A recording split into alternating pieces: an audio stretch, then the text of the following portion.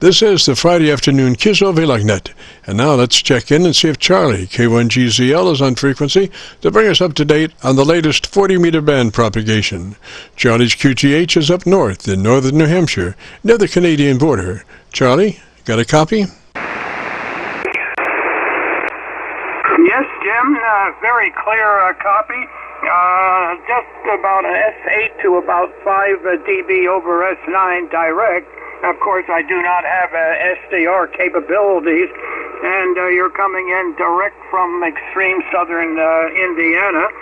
Right now, the weather is 32 to 33 degrees, and we have very light rain and snow mixed. At the present time, it's slowly cooling down, and we only have 2/3 snow cover on the ground, and where it is on the ground, we have about up to 10 to 15 inches in those areas on the level ground. Those are areas that don't get as much sun and aren't blasted by the wind. However, for the whole season so far, we've had 172 inches if you add them all up from the time the snow began and in the beginning of the season. So normal for an entire season is 195 inches up here at 2,000 feet or 2,030 feet above sea level. But you're coming in very, very well. Captain Mike is on vacation, KX4WC. He'll be probably flying in about 3 more weeks. He'll be back in the air. So I have a very short, a few seconds of Captain Mike when he was in western Iowa, just after crossing from eastern Nebraska on his flight from Sacramento, California to Philadelphia, Pennsylvania, which he runs most of the time. So, back to you, Jim, and see how you do copy. KC9VKV, K1GZL, Clarksville, northern New Hampshire, 4 air miles east and southeast of the closest part of the Quebec border of Canada. Roger, roger, Charlie. Well, coming through on Milford Gangbusters, I looked up there, sir, you're running about 35 to 40 over. So I know you're operating on less than ideal antenna there, but it's working well for Milford, Roger. It's working well for Milford, Roger.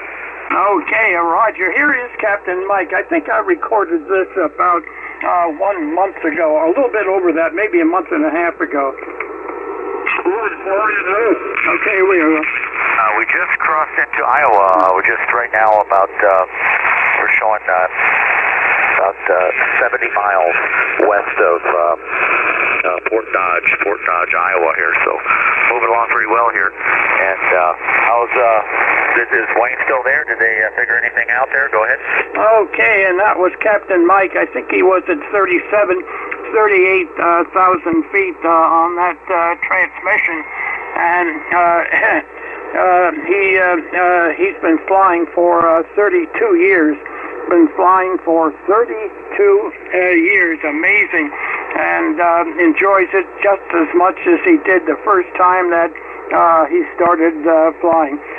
Hope that came through okay. KC9VKV, K1GZL. Roger, Charlie, just perfect, sir. And I was just curious, you know, what you're doing there with Captain Mike is conducting a high-altitude HF radiation investigation almost every transmission, Roger? Well, the only thing that he's really doing is maintaining the altitudes he has. And, of course, he has to be very aware of what type of conditions he is flying through.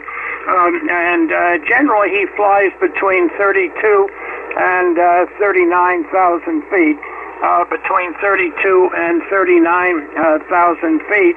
And, of course, when he goes from west to east, from Sacramento, California, to the airport on the south side of Philadelphia, Pennsylvania, he has a nice tailwind. Usually, there are exceptions, but usually, however, the other way, he is somewhat blocked by westerly winds that he has to fly into.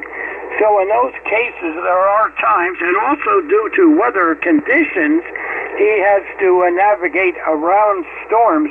He has to navigate around storms so that he can get the smoother aerodynamic conditions during his flight. But it's a very interesting thing, and I would imagine that he has seen all kinds of very bad weather.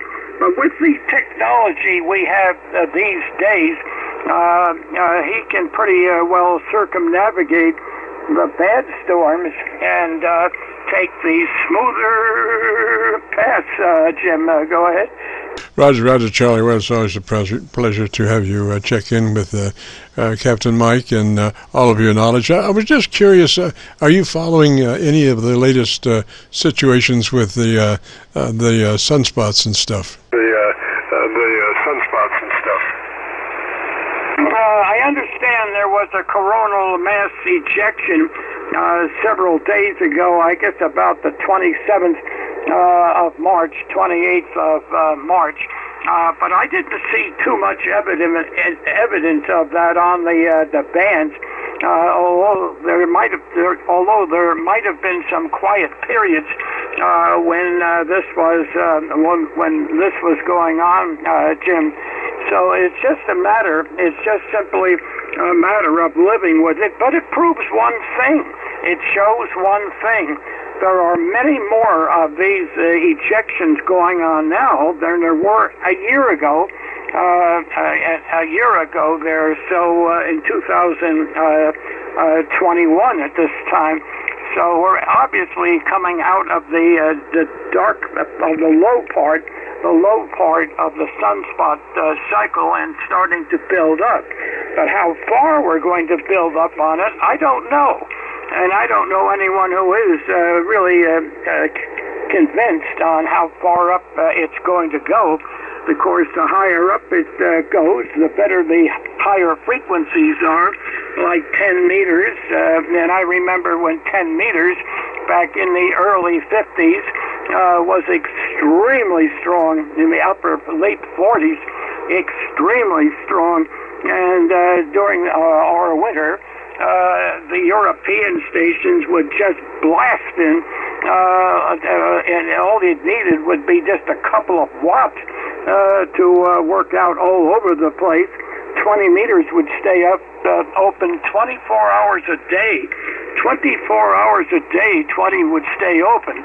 That, of course, is not the case now, but let's hope, Jim, that we're on the rise and the propagation will even get better. But we'll just have to wait and see. And but then again, I remember back in those periods when the band was hot, the bands were hot. When you did get a magnetic disturbance, they lasted longer, though, unfortunately, than they seem to now. I've seen them last 4 or 5 days, almost a week, where conditions were horrible. Then following that, it was fantastic. That's when the fans were hot, and you didn't need any power to talk all over the world, Jim. Go ahead. Roger. Well, I remember my first, about 10 years ago or so, when 10 meters was just so hot that I talked to California about every morning. It's just amazing. Well, Charlie, let me say 73 to you, sir. Thanks for dropping by and keeping us abreast of all the HF information. Roger. All the HF information. Roger. And we'll try to catch you next week. And hope you stay healthy and the nation stays healthy and the world stays healthy. So the very best to you, Jim. It's always a pleasure. KC9VKV, K1GZL is clear. 73, keep up the good work. Roger, Roger, Charlie, 73 that way, sir. This is just a reminder of the Friday afternoon Qso-Vlog net. My name is Jim, KC9VKV, and I'm better known in some circles as Dr. VKV. We are recording now live till 5, so if you have a radio you want to check out, give us a shout, and we'll post this recording up on YouTube in the next couple of days. So when you go to YouTube, just do a call letter search for KC9VKV, followed by the word logbook. That's Kilo Charlie 9 Victor Kilo Victor, followed by the word logbook. And that'll take you to our YouTube Qso-Vlog page, where we're currently featuring over 2,000 Qso-Vlog AIRCHECK recordings. This recording will be cut number 1 in that series. We also have a new series called KC9VKV Highlights. That's Kilo Charlie 9 Victor Kilo Victor, followed by the word highlights on a YouTube search.